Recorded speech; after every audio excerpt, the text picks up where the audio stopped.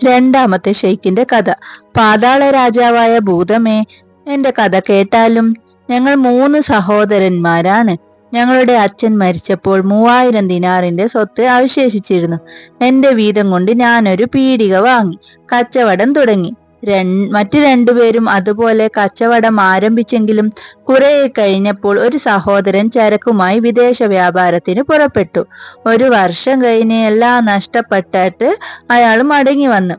ഈ പണിക്ക് പോകേണ്ടെന്ന് ഞാൻ ആദ്യമേ പറഞ്ഞില്ലേ? ഞാൻ ചോദിച്ചു. അയാൾ കരഞ്ഞു. അത് കേൾക്കാത്തത് എന്റെ ബുദ്ധിമോശം തന്നെ. എനിക്കു നഷ്ടം വരണമെന്നായിരിക്കും ദൈവനിശ്ചയം. എന്റെ മനസ്സലിഞ്ഞു. ഞാൻ അയാളെ കടയിലേക്ക് കൂട്ടിക്കൊണ്ടുവന്നു. കുളിപ്പിച്ച് പുത്തൻ ഉടുപ്പുകൾ അണിയിച്ച് ആഹാരം നൽകി. എന്റെ കടയിൽ നിന്ന് കിട്ടുന്ന ആദായത്തിന്റെ പങ്ക് അയാൾക്ക് കൊടുക്കാമെന്ന് ഞാൻ പറഞ്ഞു. അന്ന് വരെയുള്ള കണക്കു നോക്കിയപ്പോൾ ആകെ 1000 ദിനാർ ലാഭമുണ്ടായിരുന്നു. അള്ളാഹുവിന് നന്ദി പറഞ്ഞുകൊണ്ട് ആ തുകയുടെ പാതി അയാൾക്ക് കൊടുത്തു. വളരെ നാൾ ഞങ്ങളൊന്ന് സന്തോഷത്തോടെ കഴിച്ചുകൂടി. 4-5 കൊല്ലങ്ങൾക്ക് ശേഷം രണ്ടാമത്തെ സഹോദരന്മാരും കൂടി വീണ്ടും ഒരു വിദേശയാത്രയ്ക്ക് പോവാൻ പദ്ധതി തയ്യാറാക്കി. ഞാൻ അതിനെ എതിർത്തു. ആദ്യത്തെ സംരംഭം പരാജയമടഞ്ഞ കാരണം ചൂണ്ടിക്കാണിച്ചു. അടുത്ത വർഷം പിന്നെയും അവർ എന്റെ മേൽ സമ്മർദ്ദം ഇങ്ങനെ പറഞ്ഞുകൊണ്ടിരുന്നു. 3 പേർക്കും ഒന്നിച്ചു പോകാമെന്ന് പറഞ്ഞു. ഞാൻ വഴങ്ങി. അല്ലാതെ വേറെ മാർഗമൊന്നുമില്ല. ഞാൻ അവരോടൊപ്പം പോകാമെന്ന് സമ്മതിച്ചു. അതുവരെയുള്ള സമ്പാദ്യമെല്ലാം എണ്ണി നോക്കിയപ്പോൾ 6000 ദിനാർ ഉണ്ടായിരുന്നു. അതിൽ പകുതി മാത്രം വ്യാപാരത്തിൽ മുടക്കിയാൽ മതിയെന്നും വല്ല കാരണവശാലും നഷ്ടം പറ്റിയാൽ ബാക്കിയുള്ളത് കൊണ്ട് പിടിച്ചു നിൽക്കാമെന്നും ഞാൻ പറഞ്ഞു. അവരത് അംഗീകരിച്ചു. അങ്ങനെ 3000 ദിനാറിന് ഞങ്ങൾ ചരക്കുകൾ വാങ്ങിയിട്ട് ഒരു കപ്പൽ വാടകയ്ക്ക് എടുത്തിട്ട് ഞങ്ങൾ പുറപ്പെട്ടു. 1 മാസം കഴിഞ്ഞപ്പോൾ കപ്പൽ കരയ്ക്കടുത്തു. ചരക്കുകളെല്ലാം അവിടെ 1-ന് 10 ഇരട്ടി വിലയ്ക്ക് വിറ്റു തീർന്നു. മടങ്ങാറായപ്പോൾ കടൽ തീരത്ത് കീറിപ്പറിഞ്ഞ ഉടുപ്പ് ധരിച്ച ഒരു സ്ത്രീയെ കണ്ടു. അവൾ എന്റെ അടുത്ത് വന്ന് കയ്യിൽ ചുംബിച്ചിട്ട് ചോദിച്ചു, അങ്ങനെ സഹായിക്കുമോ?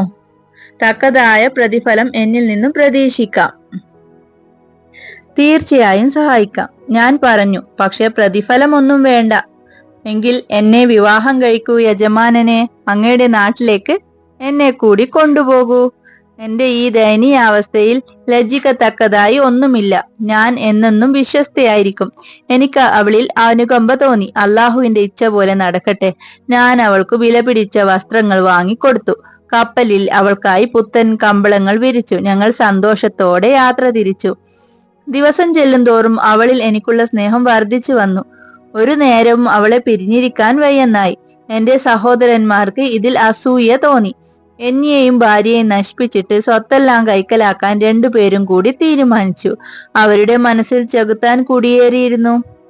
ഒരു ദിവസം രാത്രി ഉറങ്ങിക്കിടന്നിരുന്ന എന്നെയും എന്റെ ഭാര്യയെയും അവർ എടുത്ത് കടലിലിട്ടു. വെള്ളത്തിൽ വീണ ഉടനെ അവൾ ഉണർന്നു രൂപം മാറി. എന്നെ ചുമലിലെടുത്ത് ഒരു ദ്വീപിലെത്തിച്ചിട്ട് അപ്രത്യക്ഷയായി.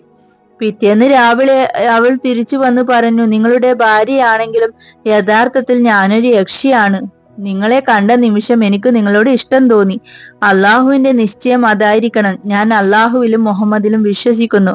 ഞാനൊരു പാവപ്പെട്ടവളാണെന്ന് പറഞ്ഞിട്ടും നിങ്ങൾ എന്നെ സ്വീകരിച്ചു. അതിനു പകരം നിങ്ങളുടെ ജീവൻ ഞാൻ രക്ഷിച്ചു.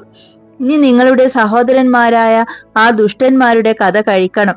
ഞാൻ അത്ഭുത പരതന്ത്രനായി അവൾക്ക് നന്ദി പറഞ്ഞു. പക്ഷെ എന്റെ സഹോദരന്മാരെ കൊല്ലരുത്, ഞാൻ അപേക്ഷിച്ചു. ഞങ്ങളുടെ ചരിത്രം പറഞ്ഞു കേൾപ്പിക്കുകയും ചെയ്തു. ഇന്നു ഞാൻ അവരുടെ കപ്പൽ മുക്കിക്കളയും. അവർ കടലിൽ മുങ്ങി ചാവട്ടെ എന്ന് യക്ഷി പറഞ്ഞപ്പോൾ ഞാൻ വീണ്ടും യാചിച്ചു.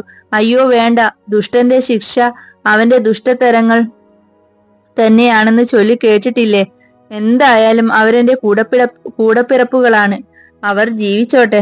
ഇല്ല, അവരെ കൊല്ലാൻ തന്നെ ഞാൻ തീരുമാനിച്ചു എന്ന് പറഞ്ഞ് എന്നെ ചുമലിലേറ്റി ആകാശത്തിലൂടെ പറന്ന് എന്റെ വീട്ടുമുറ്റത്തെത്തിച്ചു തുടങ്ങി.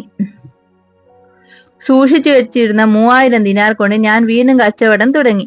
ഒരു നാൾ രാത്രി കടപൂട്ടി വീട്ടിൽ വന്നപ്പോഴുണ്ട് ഈ 2 നായ്ക്കളെയും ഒരു മൂലക്കാരോ കെട്ടിയിട്ടിരിക്കുന്നു. എന്റെ ഭാര്യ ഓടി വന്നു പറഞ്ഞു, ഇവർ നിങ്ങളുടെ സഹോദരന്മാരാണ്. ആരാണിവരെ ഈ രൂപത്തിലാക്കിയതെന്ന് ഞാൻ ചോദിച്ചു. ഞാൻ തന്നെ. എന്റെ സഹോദരി എന്നേക്കാൾ ശക്തിയുള്ള യക്ഷിയാണ്. അവരുടെ സഹായം കൊണ്ട് രണ്ടുപേരെ ഞാൻ നായ്ക്കളാക്കി. 10 വർഷം കഴിയാതെ ഇവർക്ക് സ്വന്തം രൂപം കിട്ടുകയുമില്ല. 10 വർഷം തികയാറായതുകൊണ്ട് ഞാൻ എന്റെ ഭാര്യ സഹോദരിയെ തേടി പോവുകയാണ്. വഴിക്ക് വെച്ച് ഈ വ്യാപാരിയെ കണ്ടു. അങ്ങയുടെ ദർശനത്തിനു ഭാഗ്യമുണ്ടായി. ഇതാണു കഥ. ഒന്നാം തരം കഥ തന്നെ. ഭൂതം പറഞ്ഞു, വ്യാപാരിയുടെ രക്തത്തിൽ 1/3 നീ എടുത്തോ. അപ്പോൾ മൂന്നാമത്തെ ഷെയ്ഖ് കോവർ കഴുതയുടെ ഉടമസ്ഥൻ പറഞ്ഞു, എന്റെ കഥ ഇപ്പോൾ കേട്ടതിലും അത്ഭുതകരമാണ്. അങ്ങക്ക് ഇഷ്ടപ്പെട്ടാൽ വ്യാപാരിയുടെ രക്തത്തിൽ 1/3 എനിക്ക് വിട്ടുതരാമോ? അങ്ങനെയാകട്ടെ. ഭൂതം സമ്മതിച്ചു. മൂന്നാമത്തെ ഷെയ്ഖിന്റെ കഥ നാളെ പറയാം.